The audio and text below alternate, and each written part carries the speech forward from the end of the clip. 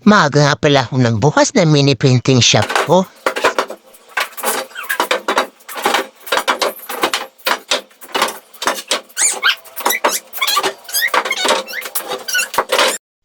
Nagwalis na nga muna pala ako dyan kasi may mga alikabok na. Gising na nga pala si Aling Maliit, ayat niya't nangungulit na naman sa akin. Tanggalin na daw ang diaper niya. Bayad!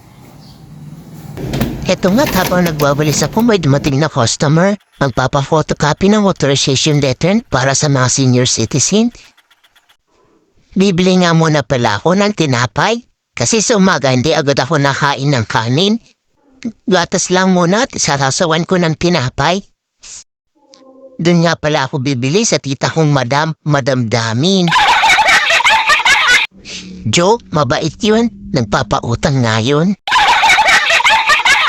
Asawa nga pala niya, kapatid ni nanay. Sakto, nasa labas na pala siya. Mukhang may kamaritis sa tabing kalsada. Kaya nga at may hawak na tinapay, yan nga pala ang tita kong yayamanin. Kausap nga pala niya yung nagre-reading ng kuryente. O diba, namimigay agad na yung tinapay, madaling kausap talaga. Ubos na daw kasi ang binebenta niyang tinapay. Makulimlim nga pala ang panahon ngayon, mura niya kagabi. Malapit lang sa mga tindahan bahay namin, kaya pag may bibilhin, madali na lang. Kaya niya at nagsisipasukan na ang mga high school. Nagahin na nga ako ng almusal ng mga bata. Wala nga pala silang pasok ngayon kasi may general PTA meeting. Nagtimpla na nga rin ako ng gatas ko. Heto nga at ganado na silang kumain.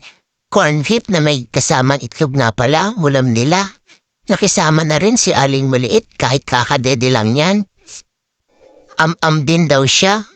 Kakatapos lang din ni tatay inumin ang gatas at kainin ang biskwit niya. Maya-maya pa rin siya kakain ng kanin kasi may inumin pa siyang mga gamot. Minamadali ko na nga din pala silang kumain kasi may pupuntahan pa nga ako. Maya-maya nga at tumawag ang mama at papa ng dalawa kong alagang mga lalaki. Habang kausap nga kami may kamaritis din siya. Abat nagtatawanan pa nga ang dalawa. Kadarating nga lang ng ate ko galing trabaho tapos ang asawa naman niya papasok sa trabaho. May pangusong-uso pang nalalaman. Pandak naman. Namimigay nga din yan ng ayuda kaya sa December hihintayin ko ang paayuda niya sa akin. Habang nagpapakain nga ako may dumating na customer, magpapa-photocopy daw siya. Ang saya ko nga kasi maaga pa lang. May benta na. May pambili na kami ng ulam mamayang tanghali. Tapos na nga palang kumain mga alaga ko kaya niya naglalaro na sila ng chess. Akala mo naman, expert na expert ang dalawang yan. Heto nga at may customer na naman ako. Sa terrace na siya dumaan, magpapa-photocopy. DHW dito sa Barangay Health Center namin. Habang nagseseros nga pala ako, dumating ang kuya ko. Hindi na daw tinanggap yung ID ni tatay. Kasi hindi na daw tugma yung pirma sa ID niya. Doon sa photocopy ng senior ID niya, kailangan daw mark na. Ito nga, habang nagbo-voice over ako, naiyak na si Aling Maliit. Yun lamang po, salamat sa panonood.